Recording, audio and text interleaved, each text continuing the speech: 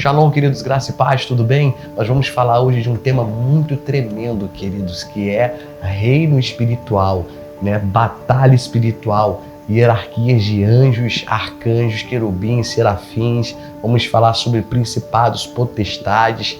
Tá tremendo demais esse vídeo. Eu quero te convidar a você acompanhar. Se você não entende muito, se você quer entender mais, ou se você quer trocar uma ideia comigo aí sobre o mundo espiritual, então vem comigo para esse vídeo, porque vai ser tremendo.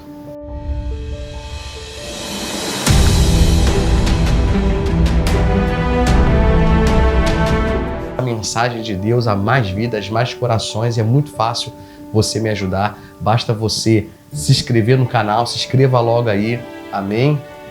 Deixe o seu like, e se você não gostar do vídeo, lá no final você tira o like, ok?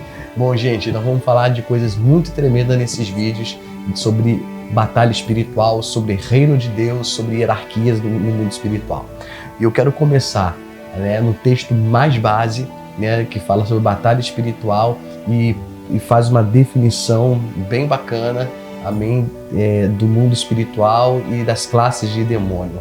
Então, lá no livro de Efésios, capítulo de número 6, no versículo de número 12, diz assim, ó: porque a nossa luta não é contra o sangue e a carne, e sim contra. E aí eu quero relacionar com vocês. 1. Principados. 2. Potestades, contra os dominadores deste mundo tenebroso e contra as forças espirituais do mal nas regiões celestes. Vamos contar de novo? Porque a nossa luta não é contra carne e sangue, mas sim contra principados e potestade, contra dominadores neste mundo tenebroso e contra as forças espirituais do mal nas regiões celestes. Então, vamos parar, né, para analisar. Paulo está dizendo à igreja de Éfeso se preparar, porque eles passariam por uma grande guerra, espiritualmente falando, e essa guerra não era contra homens, não era contra reino, mas era uma guerra espiritual. E Paulo começa a advertir a igreja, dizendo, olha, existem 4 classes de demônios que nós vamos estar lutando. E Jesus endossa isso lá no livro de Marcos, capítulo de número 9. Vamos fazer uma pausa aqui em Efésios, vamos lá em Marcos 9. Olha o que diz aqui Marcos 9, versículo 27. Mas Jesus, tomando-o pela mão, o ergueu e ele se salvou. Quando entrou em casa, os seus discípulos lhe perguntaram em particular: por que não podemos nós expulsá-los? Respondeu-lhe: esta casta não pode sair senão por meio de jejum e de oração. Então a situação aqui, havia um menino que estava com o espírito imundo, e os discípulos haviam orado por ele e ninguém resolvia a situação. O pai do menino, esse capítulo 9 de Marcos aqui é mais detalhado, o pai do menino vai até Jesus e diz: o senhor pode, me ajude. Vai chorando até Jesus, pede ajuda a Jesus, e Jesus vai lá e expele o demônio. Os discípulos ficam ali, né, talvez ali meio envergonhados, meio encabulados com o que havia acontecido, não entenderam muito bem, e no momento particular, né, eles chegam para Jesus e dizem: Jesus, por que nós não conseguimos expulsar esse demônio? Jesus falou assim: não, fique tranquilo, não é porque vocês estão em pecado, é porque existe uma casta de demônio, existe uma casta, ou seja, casta, a palavra casta, ela vem de qualidade. Ou seja, existe uma qualidade que não sai assim de qualquer maneira, só sai através de jejum e oração. Mas Jesus era Jesus, Jesus expulsou. Mas para que o homem expulsasse, para que os discípulos expulsassem no nome de Jesus até, teria que ser feito o quê? Uma campanha de oração, de jejum, ou seja, era algo que haveria que ser travado, uma luta no mundo espiritual. Então, quando Paulo vem dizer à igreja de Efésios, ele está dizendo: olha, existem classes de demônio que a gente não pode brincar. Existem aqueles que estão atuando nas regiões celestes. Bom, se a gente pegar a Bíblia de Gênesis e Apocalipse, diferente aqui desse texto de Efésios capítulo 6, mas se a gente pegar a Bíblia de Gênesis e Apocalipse e buscar, né, quantas vezes se fala de anjo, né, e quais são as classes de anjos que aparecem na Bíblia, nós vamos ver também que são 4 classes de anjo. Está bem coerente com aquilo que Paulo fala sobre 4 classes de demônio. E a Bíblia toda de Gênesis e Apocalipse, ela fala de 4 classes de anjos. Em especial, um anjo que só aparece uma vez citado na Bíblia, em Isaías 6, que são os serafins.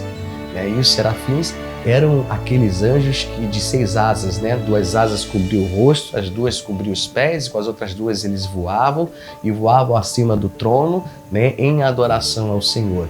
Então, né, nós entendemos que os serafins é a primeira classe de anjos que está servindo ao Senhor lá no seu trono.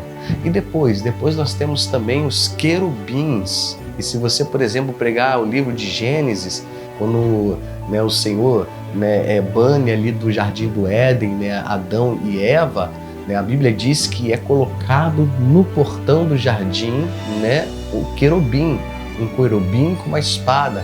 Porque se a gente pegar também o livro de Êxodo, quando Moisés vai construir a arca, Deus fala para que ele colocasse no tambo da arca 2 querubins. Ou seja, porque o querubim é anjo de guarda, é o guardião, é aquele que está sobre, né, uma determinação dos céus ali, protegendo, fazendo a proteção, né, guardando alguma coisa. Quando a gente vai para o livro de Daniel, encontra Daniel orando, porque havia, né, pesquisado na palavra e havia visto que os anos, né, de exílio já tinham passado e o povo desejava voltar para Israel porque estava exilado na Babilônia. Então Daniel começa a orar. E na oração a Bíblia diz que no primeiro dia que ele orou, né, Daniel foi ouvido. Mas o anjo, para descer com a resposta, encontra no mundo espiritual, entre a terra e os céus, no mundo espiritual, uma grande, né, contenção do inimigo. Ou seja, o inimigo não permitia que ele passasse. E ele entra em guerra espiritual, ali tentando furar aquele bloqueio de Satanás, e ele vendo que não tinha condições de furar aquele bloqueio. Então entenda bem, um anjo do Senhor estava batalhando e não consegue furar um bloqueio de Satanás. Ele pede ajuda ao arcanjo e vem então o arcanjo Miguel e entra em batalha espiritual para furar aquele bloqueio, para que então o anjo chegasse até Daniel. Então na primeira classe nós temos os serafins, anjos que adoravam o Senhor, Isaías 6, aqueles que estão, né, no trono, né, os querubins, que são os guardiões lá no livro de Gênesis, aqueles que, né, que o Senhor pôs para guardar o jardim do Éden, os mesmos no livro de Êxodo que estão sobre a arca para guardar a arca da aliança. Amém? Nós vemos no livro de Daniel que quem entra em ação é o arcanjo Miguel, e também quando Satanás tenta tomar o corpo de Moisés, né, um texto muito interessante. Eu quero que você abra também, vamos lá nesse texto muito poderoso, que está lá no livro de Judas.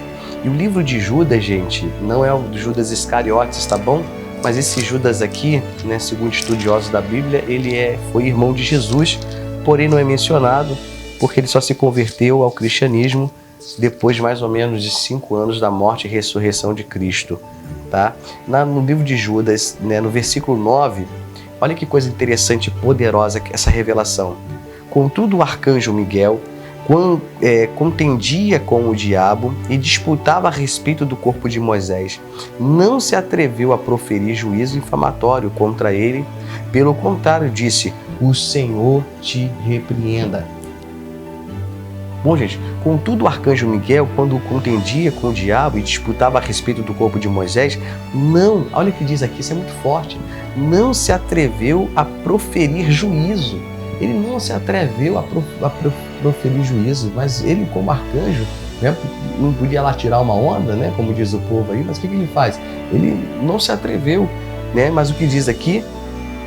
Pelo contrário, disse: o Senhor te repreenda. Então, para que você entenda o que nós, a Igreja de Jesus, ela está lutando contra algo muito forte.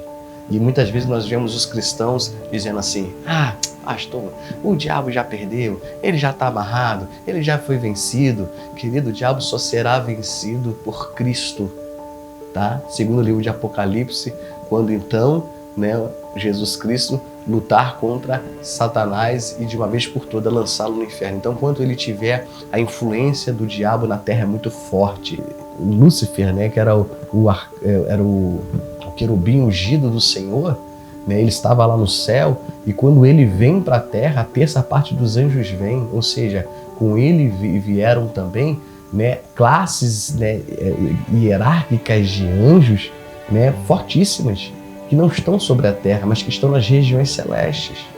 Então a nossa guerra é muito forte. Então existe demônios que estão atuando na terra, existem demônios que estão atuando nas regiões celestes, e nós, como igreja, precisamos estabelecer sobre a terra o reino de Deus e precisamos lutar contra todas essa malignidade, contra todos esses principados, potestades, contra essas hostes espirituais do mal, contra essa influência maligna que está sobre o mundo. Gente, é necessário que a igreja ela preste atenção no terreno que ela está andando. A gente está muitas vezes, nós cristãos, brincamos de ser cristão, mas o diabo não brinca de ser diabo, não. É necessário que a gente esteja firme no propósito, levando a palavra, levando o evangelho do reino e saber o que nós estamos lutando. Porque Jesus disse o seguinte: quando você for entrar no lugar, ele fala, o reino de Satanás não é um reino dividido não, como muitas pessoas pensam. Muitas pessoas estão achando que é dividido. Ele fala, não, é um reino muito bem organizado, né? E ele dá um exemplo muito claro que quando ele chega em algum lugar, que você vai tomar aquele lugar, você primeiro precisa amarrar o valente. Vamos lá em Marcos, capítulo de número 3. Olha o que diz Marcos 3, se eu não me engano, 27. Deixa eu ver aqui. Isso. Diz assim, ó, ninguém pode entrar na casa do valente para roubar-lhe os bens sem primeiro amarrá-lo e só então lhe saqueará a casa. A igreja de Jesus está saqueando o inferno, ou seja, nós estamos destronando Satanás dessa terra e estendendo as estacas do reino de Deus. Agora, para que a igreja faça isso, é necessário amarrar o valente. É necessário estar pronto para batalhar espiritualmente. É necessário saber que estamos lidando com coisas fortíssimas, coisas que estão atuando em esferas celestiais. É necessário que nossos olhos estejam atentos. É necessário que nós oramos e que nós entramos em jejum e nós devemos nos preparar espiritualmente, porque essa guerra não é fácil, querido. E olha, ainda que você saiba que o fim de Satanás é ser lançado no lago de fogo e enxofre, o fim dele é esse, eu sei e você sabe, mas entenda bem, enquanto isso não acontecer, ele tem influenciado nações, ele tem influenciado até igrejas, querido. E nós, como cristãos, precisamos abrir os nossos olhos, porque a Bíblia diz que, se possível, até os escolhidos seriam enganados. Então, meu irmão, fique firme e não perca a sua fé. Permaneça firme, inabalável, orando, jejuando e buscando, porque Deus é contigo, Deus é comigo e nós vamos vencer.